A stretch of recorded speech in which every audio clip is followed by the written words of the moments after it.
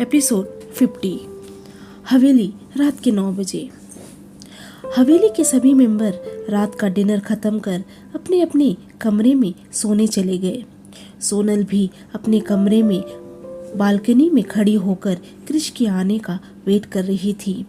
उसने कल रात से क्रिश को देखा नहीं था और कहीं ना कहीं उसे डर भी लग रहा था कि क्रिश कहीं सच में उससे दूर ना चला जाए। उसे बहुत बेचैनी सी हो रही थी। मन में बुरे बुरे ख्याल आ रहे थे, लेकिन उसकी हिम्मत नहीं हो रही थी कि वो क्रिश से इस बारे में कोई बात करे। वो बालकनी में खड़ी मेन गेट को एकटक देखे जा रही थी, बस क्रिश की एक झलक के लिए।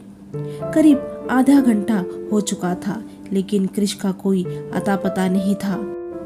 उसने अपने मन में ही सोचा, कहीं वो घर से चला तो नहीं गया। वो दिल ही दिल में अपने आप को कोसे जा रही थी। सोनल, तूने उनके साथ अच्छा नहीं किया। क्या जरूरत थी उन्हें इतना सुनाने की? अगर तेरी मर्जी नहीं होती तो वो तेरे पास कभी नहीं आते। अब भुगतो।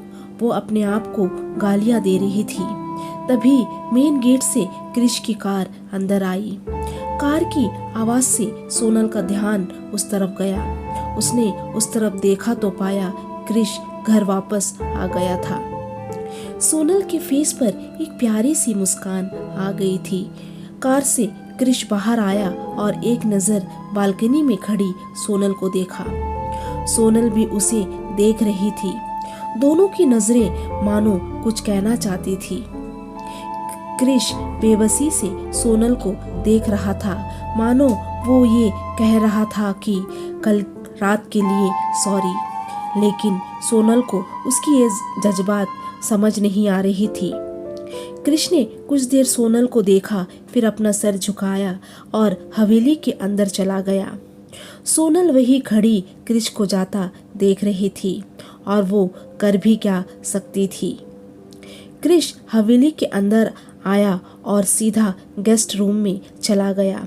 उसने शावर लिया और अपने कपड़े चेंज किए और सीधा बेड पर आ गया। वो आज बहुत थक गया था, इसलिए उसे बहुत नींद आ रही थी। तभी कमरे का दरवाज़ा नॉक हुआ तो क्रिश ने बेड पर से ही कम इन कहा तो एक सर्वेंट रात का डिनर लिए उसके सामने खड़ा था। सर्वेंट ने अपना सर झुकाकर उसे ग्रीट किया और बोला, सर, ये सोनल मैम ने भिजवाया है। सोनल का नाम सुनकर ही क्रिश के पूरे शरीर में 440 का वोल्ट लग गया था। उसने कंफर्म करने के लिए फिर से पूछा, किसने भेजा है? तो सर्वेंट ने कहा, सोनल मैम ने। क्रिश के फेस पर एक प्यारी सी स्माइल आ गई। उसने सर्वेंट को डिनर टेबल पर रखने को कहा तो सर्वेंट ने डिनर टेबल पर रखा और कमरे से बाहर चला गया। सोनल वही बाहर खड़ी सर्वेंट का इंतजार कर रही थी। सर्वेंट को खाली हाथ आता देख सोनल के फेस पर भी एक प्यारी सी स्माइल आ गई और वो मुस्कुराते हुए अपने कमरे में चली गई।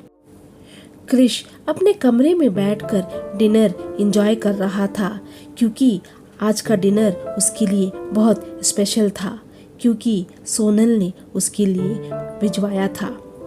तभी उसके फोन पर मिस्टर बंसल का कॉल आता है। क्रिश ने बिना देरी किए मिस्टर बंसल का कॉल रिसीव कर लिया और बोला, हेलो मिस्टर बंसल, बोलिए। तो सामने से मिस्टर बंसल की घबराई हुई सी आवाज आती है, सर, बहुत बड़ी गड़बड़ी हो गई है। तो क्रिश ने कहा, बंसल जी, क्या हुआ? आप साफ साफ बोलेंगे प्लीज। तो मिस्टर बंसल ने कुछ ऐसा बोला कि क्रिश के हाथ से फोन गिरने वाला ही था कि उसने उसे पकड़ लिया और हड़बड़ाते हुए बोला, ये आप क्या बोल रहे हैं? मेरी समझ से बाहर है। तो मिस्टर बंसल ने कहा, आपने जो सुना है बिल्कुल सच सुना है। अभी आप बताइए क्या करना है। क्रिश की आंखें तो अब बाहर आने को थी। उसे कुछ भी समझ में नहीं आ रहा था, आखिर हो क्या रहा है। उसने एक गहरी सांस ली और मिस्टर बंसल से कहा, बंसल जी सुनिए, इस बारे में आप तब तक किसी को कुछ नहीं बोलेंगे जब तक मैं ना कहूँ, और कल सुबह पेरिस जाने का बंदोबस्त कीजिए। तो मिस्टर बंसल ने कहा, सर अगर आप वहाँ जाएंगे तो यहाँ कौन देखेगा? तो क्रिश ने कहा, कुछ दिन के लिए आप ऑफिस को संभाल लीजिए, और एक बात, मेरे साथ रोहित का भी टिकट्स करवा दीजिए। तो मिस्टर बंसल ने ओके कहा और फ़ोन कट कर दिया। क्रिश को कुछ समझ में नहीं आ रहा था। उसने अपना फ़ोन निकाला और रोहित को कॉल मिला दिया। सामने से रोहित की आवाज़ आई, हाँ क्रिश बोल। तो क्रिश ने हड़बड़ाते हुए कहा, रोहित कल सुबह तू और मैं पेरिस जा रहे हैं, तो तू अपना पैकिंग कर मुझे मॉर्निंग हवेली में मिल। कुछ देर के लिए रोहित भी हैरान रह गया था और एक लंबी सांस छोड़ते हुए बोला, क्रिश क्या हुआ, तू बोलेगा मुझे? तो क्रिश ने कहा, अभी मैं कुछ नहीं बोल सकता, तू सुबह मिल मुझे, मैं सब बता दूंगा। अभी तू अपना पैकिंग कर ले। रोहित ने भी इस बार कुछ सवाल नहीं किया और उसे क्रिश को ओके कहा और फ़ोन कट कर दिया। क्रिश भी बेड पर आ गया था और एकटक सीलिंग को घूर कुछ सोच रहा था। उसकी पलकें भारी हो रही थी और उसकी आंखें कब बंद हो गई उसे पता भी नहीं चला। अगली सुबह 5 बजे हवेली। क्रिश तैयार हो गया था और लिविंग एरिया में बैठकर लैपटॉप पर कुछ कर रहा था। करीब 5 मिनट बाद रोहित भी हवेली आ गया था। उसने क्रिश को देखा जो लिविंग एरिया में सोफे में बैठकर कुछ काम कर रहा था। रोहित क्रिश के पास आ गया और बोला, अरे क्रिश अब तो बता क्या हुआ है, तूने इतनी इमरजेंसी में मुझे क्यों बुलाया है? उसकी आवाज़ सुन क्रिश का ध्यान टूटा और वो रोहित को चुप कराते हुए बोला, चुप हो जा रोहित, कोई सुन लेगा, मैं तुम्हें कार में सब बताता हूँ। क्रिश ने उसे देखते हुए कहा, रोहित बस 5 मिनट में मेरा ये काम खत्म हो जाएगा, उसके बाद हम एयरपोर्ट के लिए निकल जाएंगे। तो रोहित ने ओके कहा और बगल में ही रखा एक मैगजीन उठाकर पढ़ने लगा।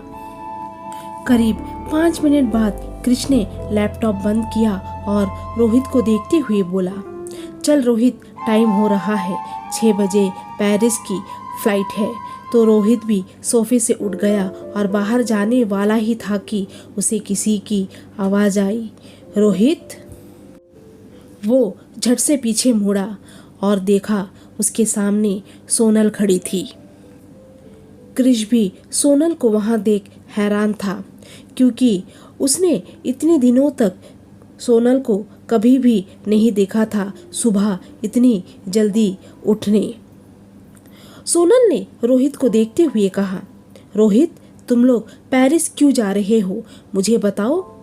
रोहित बेबसी से क्रिश को देखने लगा क्योंकि उसे भी पता नहीं कि वो पेरिस क्यों जा रहा है।